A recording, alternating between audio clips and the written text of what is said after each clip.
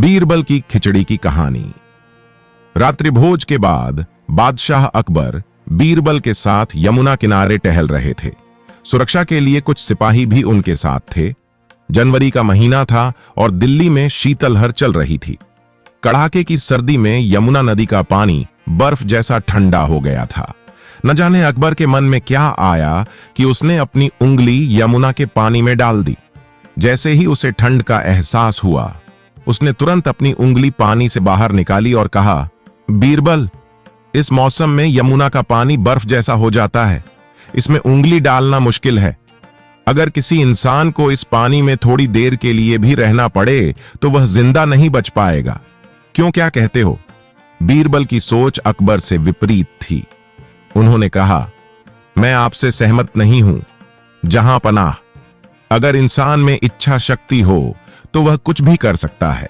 कुछ देर तक यमुना के पानी में खड़ा रहना बहुत छोटी बात है। अकबर ने कहा, मैं आपसे सहमत नहीं हूं। बीरबल, इन दिनों कोई भी व्यक्ति यमुना के पानी में खड़ा नहीं हो सकता। अकबर बीरबल की बात मानने को बिल्कुल भी तैयार नहीं थे। तो फिर जहां पनाह आजमाओ, कोई तो अवश्य होगा जो अपनी इच्छा शक्ति के आधार पर ऐसा करेगा।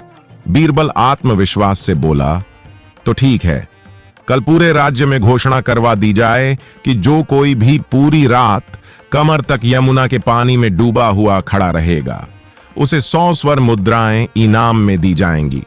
अकबर गुस्से में बोला। अगले दिन अकबर का आदेश पूरे राज्य में प्रसारित किया गया। कुछ दिनों तक इस चुनौती को स्वीकार करने के लिए कोई आगे नहीं आया। पूरी रात कोई भी यमुना के ठंडे पानी में कमर तक खड़े रहने की हिम्मत नहीं जुटा पा रहा था। अकबर के राज्य में एक गरीब धोबी भी रहता था। उनकी मां की तबीयत बहुत खराब थी, लेकिन आर्थिक तंगी के कारण वह मां का इलाज नहीं करा पा रहे थे। जब उन्होंने यह घोषणा सुनी तो उन्होंने धन के लिए यमुना में खड़े होने की चुनौती स्वीकार कर ली। वह पूरी रात अकबर के सैनिकों की निगरानी में यमुना में कमर तक पानी में खड़े रहे। सुबह होते ही सैनिक उसे लेकर अकबर के सामने उपस्थित हो गए। अकबर के लिए इस बात पर यकीन करना मुश्किल था। उसने धोबी से पूछा, तुम पूरी रात यमुना के पानी में कैसे खड़े रह पाए? मैं पूरी रात आपके महल में जलते हुए दीपक को देखता रहा और इसी तरह पूरी रात बीत गई। धोबी ने कहा।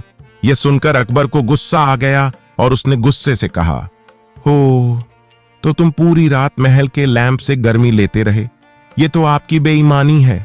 आप सज्जा के पात्र हैं, पुरस्कार के नहीं। सैनिकों, इसे बंदी बना लो। बेचारे धोबी को जेल में डाल दिया गया। जब बीरबल को यह बात पता चली तो वह बहुत दुखी हुआ। वह उस दिन राज्य में नहीं गया। बीरबल को दरबार से गायब पाकर अकबर ने उसे बुलाने के लिए एक सैनिक उसके घर भेजा। सिपाही ने वापस आकर अकबर को बताया कि बीरबल ने खाना नहीं खाया है। वह खिचड़ी बना रहा है। भोजन के बाद वह दरबार में उपस्थित होंगे। समय गुजरता गया।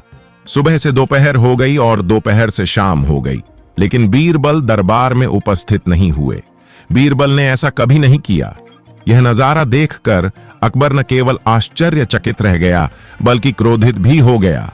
गुस्से से लाल होकर उन्होंने बीरबल से पूछा, यह क्या है? बीरबल, आप अभी तक अदालत में क्यों नहीं पेश हुए? मैंने आपको सूचित किया था कि भोजन करने के बाद मैं दरबार में उपस्थित होऊंगा। देखो, सामने पेड़ पर टंगे घड़े में खिचड़ी पक रही है। बीरबल ने पेड़ पर लटके घड़े की ओर इशारा करके उत्तर दिया। ऐसे भी कोई खिचड़ी बनाता है? पेड़ के नीचे जल रही आग से ऊपर लटके बर्तन में खिचड़ी कैसे पकेगी? अकबर चिल्लाया। जब एक धोबी को यमुना में खड़े होकर इतनी दूर स्थित महल में जलते दीपक से गर्मी मिल सकती है, तो इस तरह भी खिचड़ी बनाई जा सकती है जनाब। यहां आग उस दीपक से भी अधिक निकट है। बीरबल जल्दी से बोला। बीरबल की बात सुनकर अकबर का गुस्सा शांत हो गया। वे समझ गए कि धोबी के साथ हुए अन्याय को समझाने के लिए बीरबल ने यह स्वांग किया है।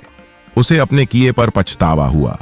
उसने सिपाहियों से कहकर धोबी को कारागार से बाहर निकाला और उसे 100 स्वर्ण मुद्राएं इनाम में दी। इस तरह बीरबल ने अपनी बुद्धि से किसी गरीब धोबी के साथ अन्याय नहीं होने दिया।